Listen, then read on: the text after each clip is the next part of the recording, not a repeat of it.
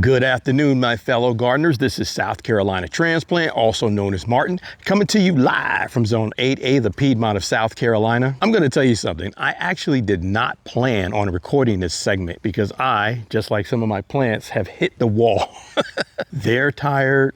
I'm tired, and I just felt like this is the time to wind things down. Now, this season, I was confronted with a lot of hits as well as a lot of misses, and that kind of got me down too. And I'm going to share some of that with you just in a little snippet in our main garden, which is what I call our front garden, to show you things that had me pretty excited and other things not so much. Now, what convinced me to record this segment is I had to remember that the reason I'm recording these is to journal, to keep track of things that I'm doing.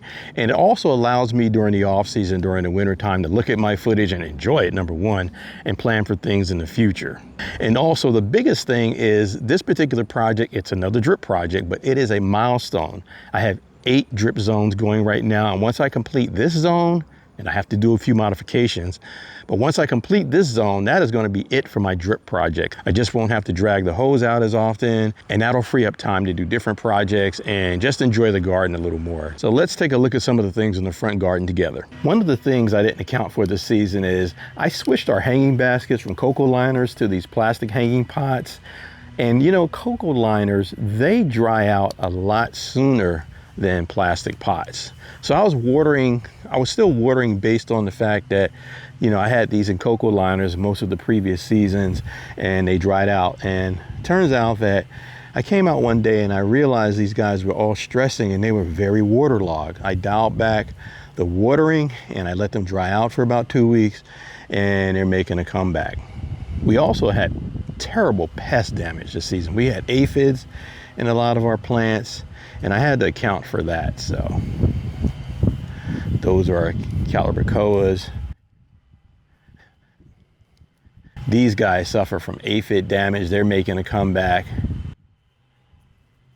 These guys had aphids and whiteflies. They're making a comeback. And what I like about resolving this is, you know, we're gonna have a few more weeks of fall season, so they're gonna still continue to give us some fall interest.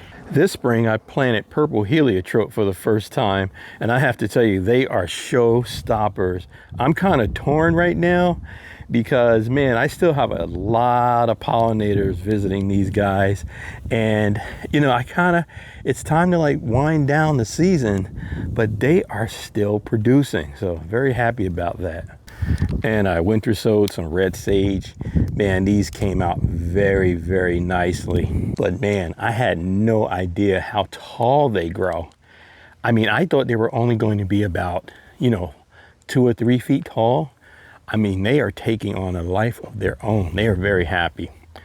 Behind them is my Gertrude Jekyll climbing rose. We got blooms earlier in the season, but that was about it. So I'm going to tame this main garden back before the end of the season. And if you recall with these purple heliotrope, they were young and they were flopping over. And I went back to the nurseries, Wilson's nursery in Rock Hill, South Carolina. And I asked the owner, what could I do about them flopping over while they were young? She encouraged me to cut them down all the way to the base and let them sprout back. And man, was she right. I mean, look at these guys. And we got our beautiful salvia here. One of my standards, I started growing these from seeds. I don't know how many offshoots of the same seed package I have, but man, I have so many of these salvias. I'm very proud of these. And just look how this red sage just blends in with that purple fountain grass in the background. And I bought 4 of these little lavender. This is the only survivor. And they all were little quart size, like tiny little guys. But look at this guy, very happy. He is very happy. I'm still learning my way through salvia, trying to figure out how to take care of them. But just wanted to show that to you guys. And just look at the lavender, the red sage, the purple fountain grass. And on the right-hand side, we got a moonflower here. The moonflower was a volunteer, not meant to be there, but that just kind of brings that in all nice and tidy. So folks, I've been planting milkweed over the last, I don't know, 3 or 4 seasons, and I never had the opportunity to actually see how they're benefiting the monarch caterpillar. I would come out and see some of the shrubs eaten down, but I actually never saw any caterpillars. Well, this season was a first. Man, we had so many monarch caterpillars on our milkweed. It was just insane. And I am over the moon with being able to say that I did my part and being able to support them. Man, just look at these guys. This is just something else. So not too shabby, right? There are plenty of things to be happy and grateful for, and that I am. For you all that have been following me for a while, you know that a lot of the arborvitaes got blown over by Hurricane Helene. I uprighted some of the plants came back, some of them stressed out. And this guy stressing out had absolutely nothing to do with that. This guy wasn't affected by Helene at all. But during the rough parts of the growing season when we had the drought, it started stressing. I thought it was due to a lack of water. I came out and checked it, and the soil was generally moist, so it wasn't that. Spoke to our landscaper, who was a very knowledgeable guy about this growing zone. And he just stated, that's just the luck of the draw when you're trying to grow arborvitae conifers here in the southeast with this heat and humidity. They are just susceptible to the heat. You're going to have some that are going to do well, and then you're going to have others that are just going to struggle. And I kind of, this kind of makes me feel bad, because look how mature this guy was. And that's another thing he said. He said, usually when they get established, I bought them when they were like, 4 or 5 feet tall. He goes, usually when they get established, they don't need a lot of care once they take.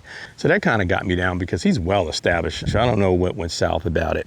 However, Lowe's got a new shipment in, and I got a nice mature, I think 5 foot tall one. So if any of you have watched the rock video where I had the rocks from the field out behind me placed over here in our garden, I had a young man, Liam, who lives in the community, who's starting his own landscape business. He was the young man also in that video that helped me get the rocks from out in the field and planted them all here in our landscape. So Liam's going to help me dig this guy up. He's going to discard him for me. He's going to help me plant the new one. And I'm going to just add that footage later in the video. So right now I have a beautiful sunshiny fall day. I'm going to go ahead and add drip rings that I pre-assembled to the plants that are here. And I'm going to leave this one out for now until Liam comes here and help me transplant it. But that's what you and I are going to be doing today. So I recorded when I installed drip on the first set of arborvitaes, and I did not record when I added drip on the second set of arborvitaes. There was something going on with that footage, and it got me upset, and I just didn't even post that video. So this will be the third and final set of arborvitaes. I'm going to have to do a modification on the previous installation, and we'll talk about that in a few minutes. So what I'm going to do now is just remove the pine needles from the base so that the drip ring will lay right at the base of the plant, and then I'll just tie in the main distribution line to each one as we move along.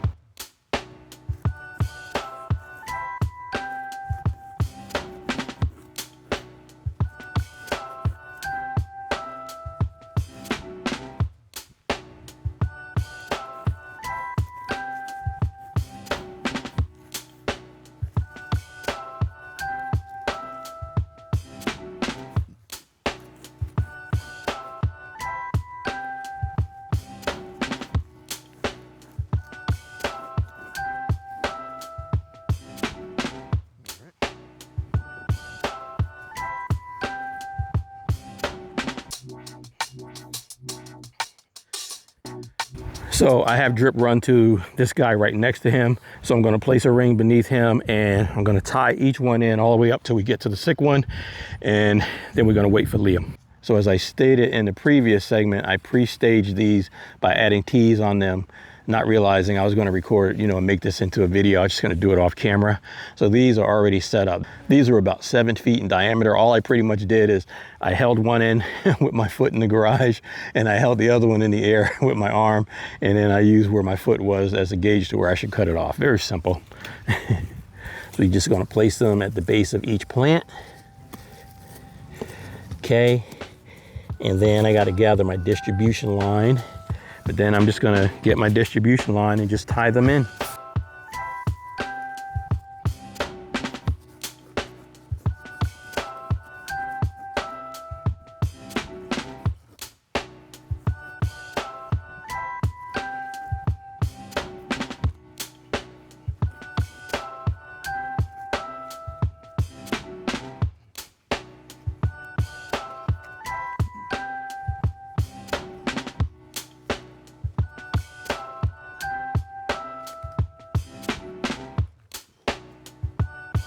So I'm going to bypass this dead arborvitae. I'm not going to put a ring on it. And I know the question is, why would I even start this project knowing that I'm going to have to come back and finish it up later? Time is of the essence right now. If you've been following me, you know that I broke my foot last year sometime. Well, it hasn't healed properly.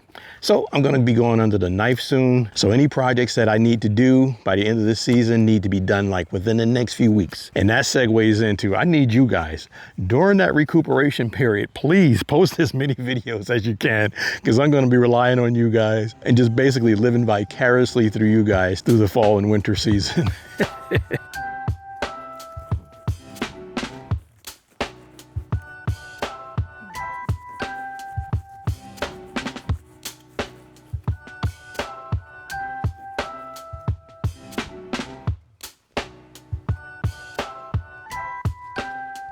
So again, I'm just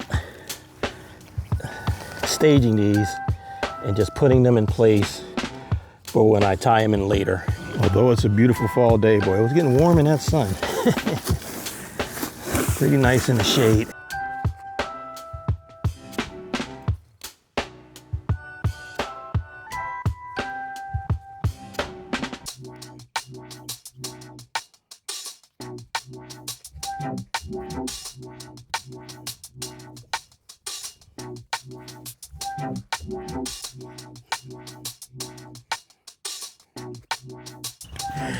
And again, these last few that are beyond that dead arborvitae, I'm just staging the rings just to get it out of the way. I'll tie these in later. So now let me just show you guys the modification I need to do.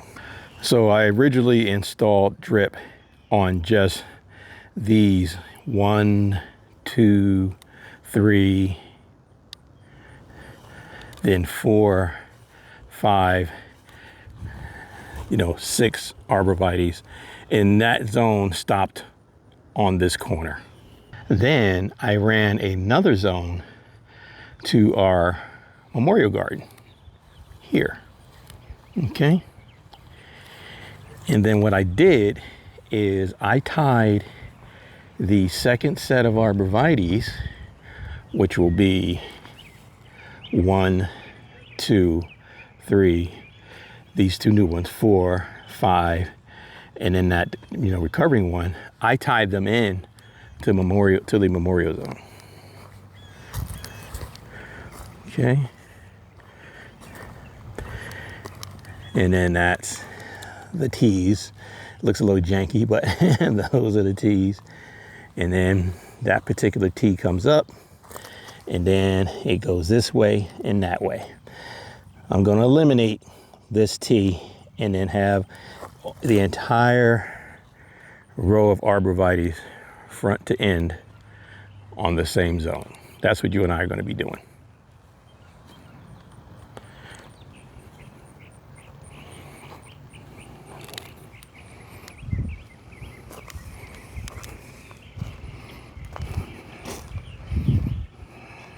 Okay. And the arborvitaes will be on one zone by themselves. So now what I have to do somehow, some way, is remove this section here.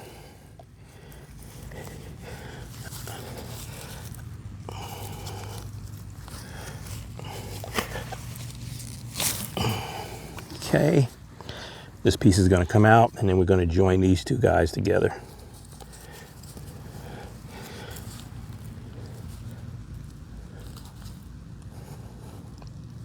Okay. This will come out. See if I can get this out. I don't have enough grip on here. Need to get a set of needle nose. All right, let's see if we can get this guy out now.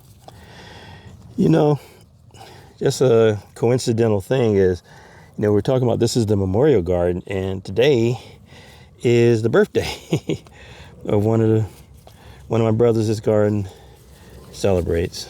Just want to wish him a happy birthday in heaven. Let's see if I can get this guy out.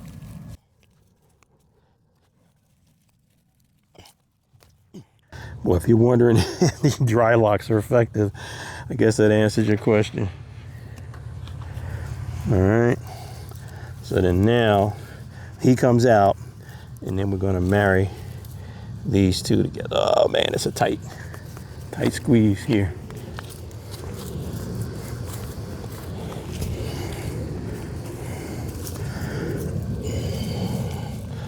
Trying to do this. Okay.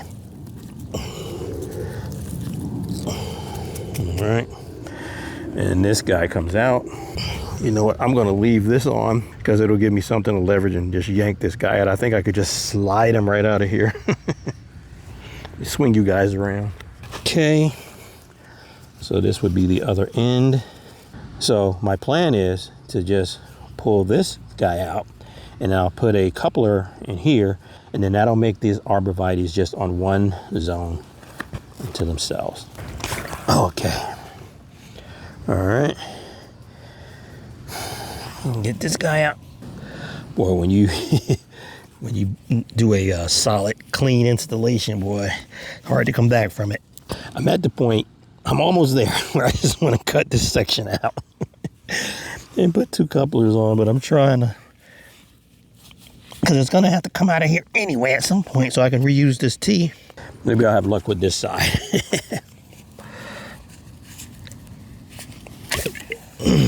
Okay. Just cut him out.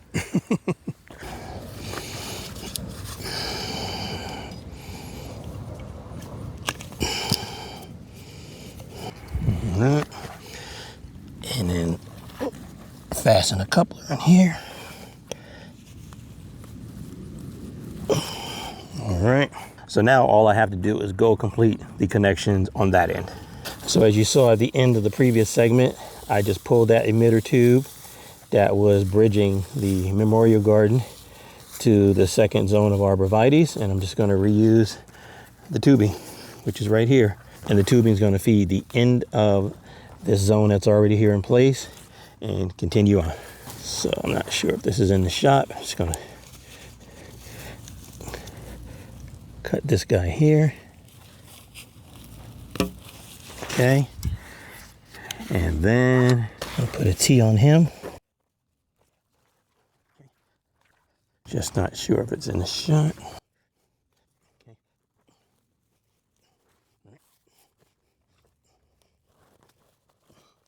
Okay.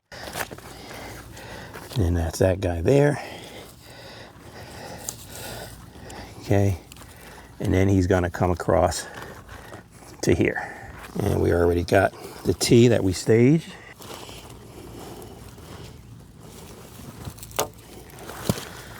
Okay.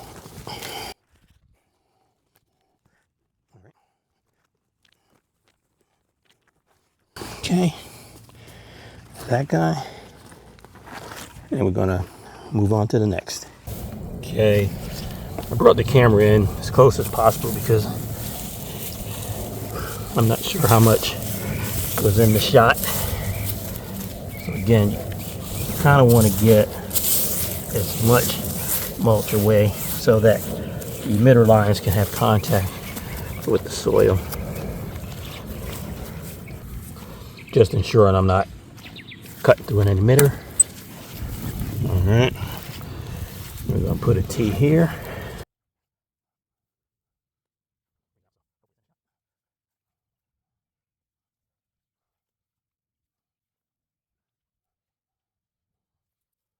All right. Hopefully that's in the shot. And then we'll put a piece of distribution line on there. Okay. And that's on there. And then that is going to go right there.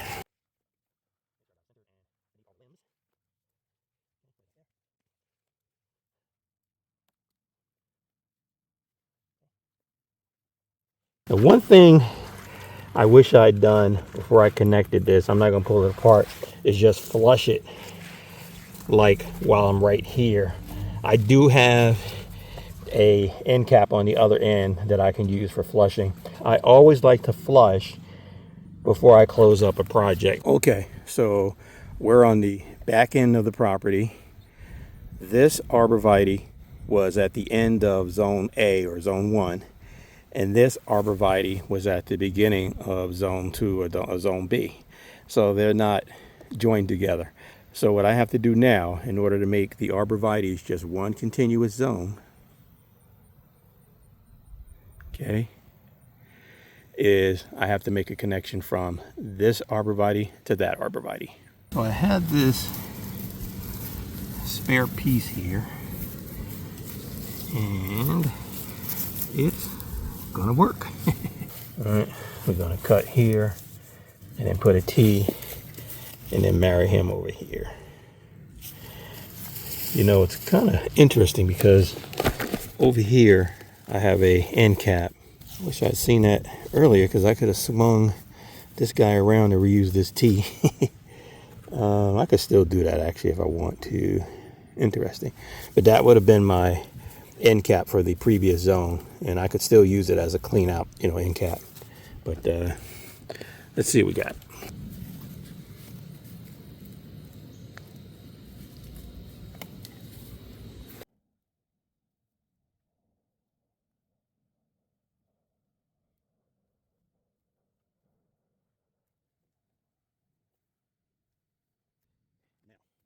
Yeah, I could just manipulate it a little. Yep, that'll work. All right, and then now swing him around ever so slightly, and then we'll marry him up to there.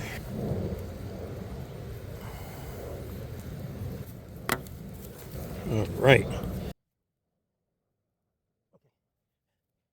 Here's my end cap over here, but I see the landscaper's got me again, so I'm going to test it just to flush it. I'm going to replace this with the slip-on type tees. I don't have any more on me. I'll do that at a later date, but I just want to test the system and flush it out for now. And as you guys know, I use the Orbit Beehive timer. Let me just go ahead and put my screen recorder on so you guys can see it working. We're going to navigate to the Beehive app. Okay, rear timer. This is rear timer 1, which is a rear sideburn. We're going to go to rear timer number 2 and Arborvitae zone A. Okay, it's already set on there. And we're going to go to manual watering. We're going to do manual timer, the plus button. Okay, 10 minutes. Okay. Now I want to flush the system, but I'm also checking for a leak at this joint right here. Okay, it just came on. Okay. I'm going to shut it off because I want to test that joint right there. Seal this end cap. That was no pressure. I'm going to test it under pressure now. I'm going to go manual watering. Arborvitae zone A. 10 minutes. Going to press play.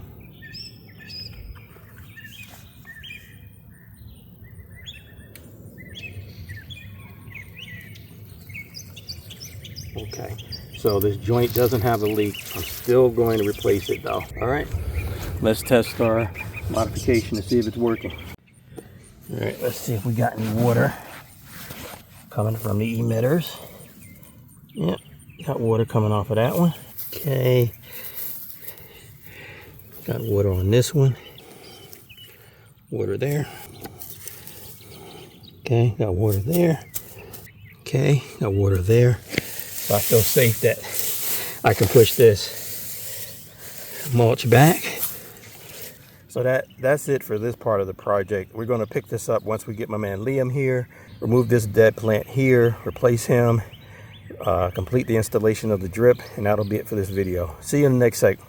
Well, friends, it's been a few days since my last segment, and I'll tell you something. While I'm waiting for help to arrive to help me remove this Arborvitae, I can't help but to help myself. You see, when I have projects stacking up and I have a timeline, I tend to get a little impatient. So what I'm going to do until help arrives is I'm going to start removing this tree. I think what I'm going to do is limb up maybe the top of it down to where I can get to the base and start digging around there. And then hopefully by the time I get it limbed up, help will arrive just in time for me to dig it out of the ground. Man, it feels like it's about to pour down raining. And it was supposed to be overcast, but no rain, but it's humid out here. I'm intentionally wearing long sleeves today because something in the conifers, the Arborvitae, I don't know what it is, but it breaks me out. So as I stated, I plan on limbing this as much as possible, getting up to the trunk level, and hopefully by the time I get to the base, help will be on the way.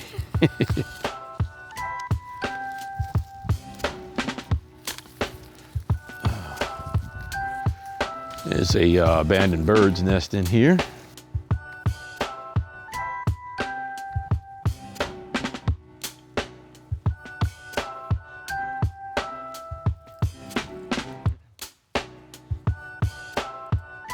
The ironic thing about this is that this plant still smells very fresh. Like as I'm cutting these limbs,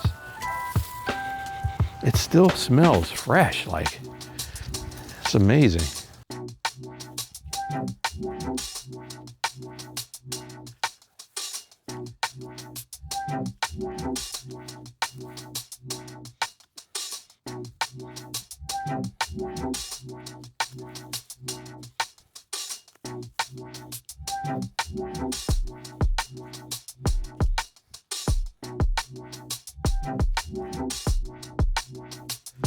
I don't know which one of my neighbors is cooking. I don't know if they're cooking outside or they're cooking indoors with the exhaust fan, but man, I smell some peppers and onions, and I think I smell grilled mushrooms, and get me hungry. Wherever it is, invite me over.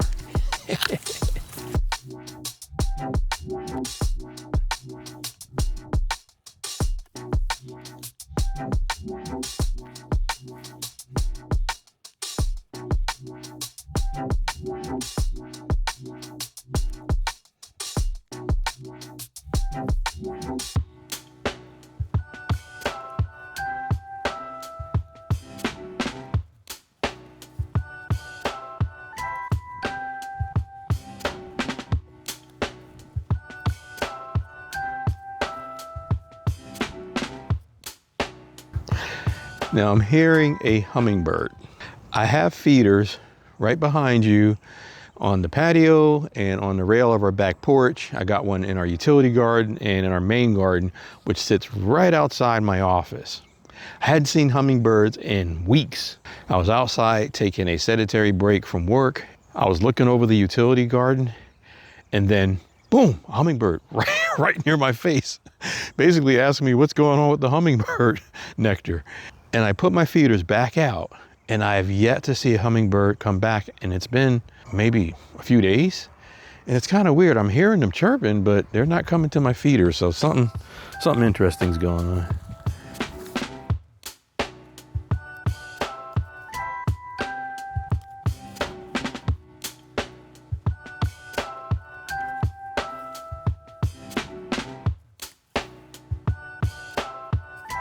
And I still got some live foliage here at the base, but this plant itself is on the way out.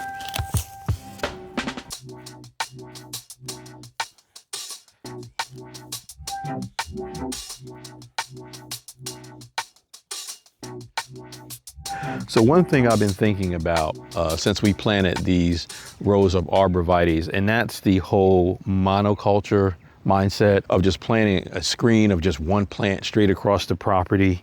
But since planting these and also having a subsequent conversation with our landscaper, I think Mrs. TransPlant and I probably could benefit more by planting multicultural plants like a holly, and then an osmanthus, then an Arborvitae. And in that way, it'll give the screening contrast. Plus, the osmanthus, they smell really, really good. So that's something we're going to consider if we lose any more of these Arborvitaes.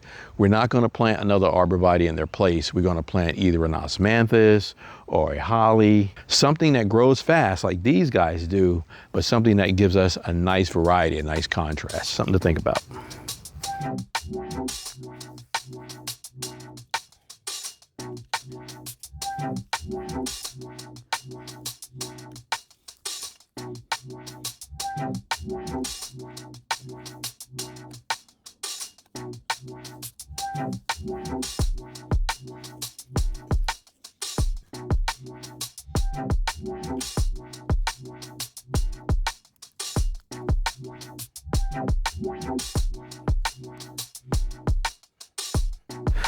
Had to go get my boots, put my boots on. I didn't think I was going to be at this point where I'd be digging this soon. That went pretty quick, right? So I have some pine needles here, and I'm just going to just scoot those out the way. And you know, I don't know where the cavalry is right now, but we'll just keep moving forward until we can't anymore.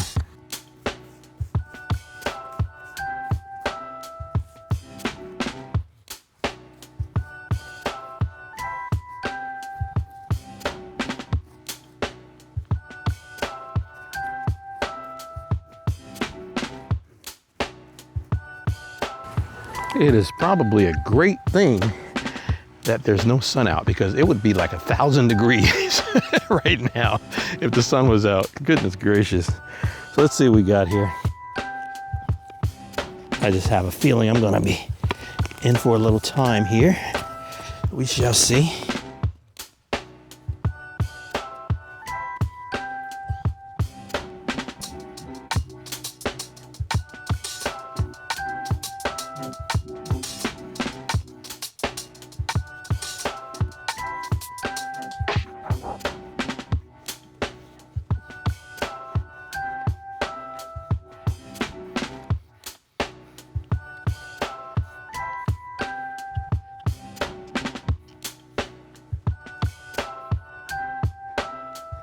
I've said this on many occasions. This would be a great job for that, what's that shovel called? Root slayer.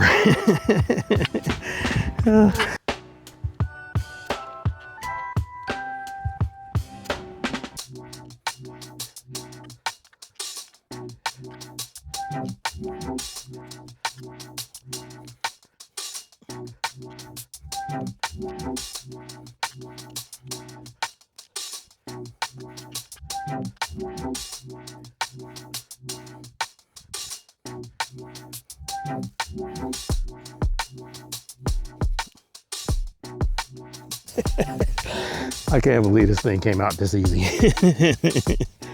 If you watch my other videos where I got the other two out, I struggled with both of those guys. I just can't believe this. All right. I think it's ready to go. But what I'm going to do, as I always do, is I always try to salvage the native soil that the plants originated from. So I'm going to be scraping a bunch of that off.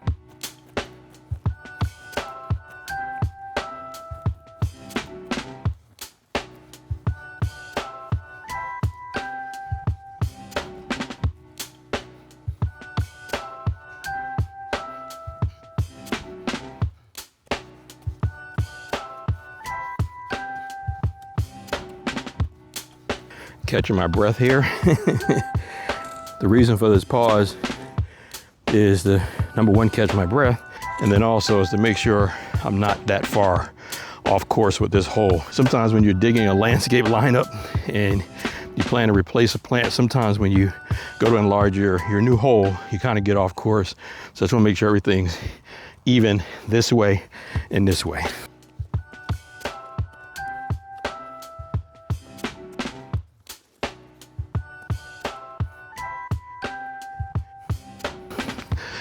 Now, I'm gonna get the replacement.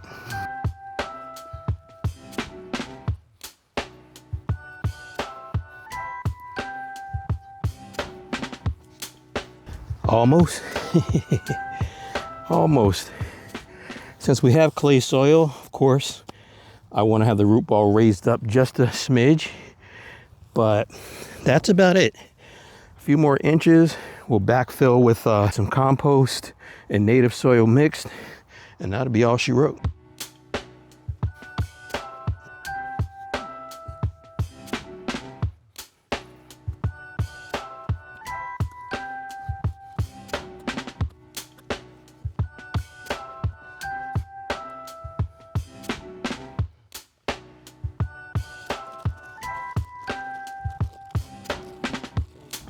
Gonna also hit this hole with a little bit of biotone. I don't know why I'm so stingy sometimes. Okay, poof. All right, mix that around.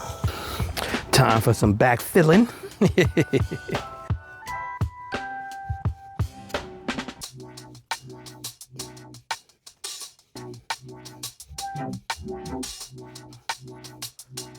All right. Now, when our landscaper installed the entire hedge for us originally, they took the shovel, and I'll never forget this, they pointed it backwards and was kind of tapping it in like this. I guess that was for the air pockets. I'm not sure, but I recall them doing that. If you know what this premise is, hit me up in the comments, let me know. And just tamp it down without going too crazy. All right, make sure it's straight. It's leaning slightly to the left, but nothing crazy.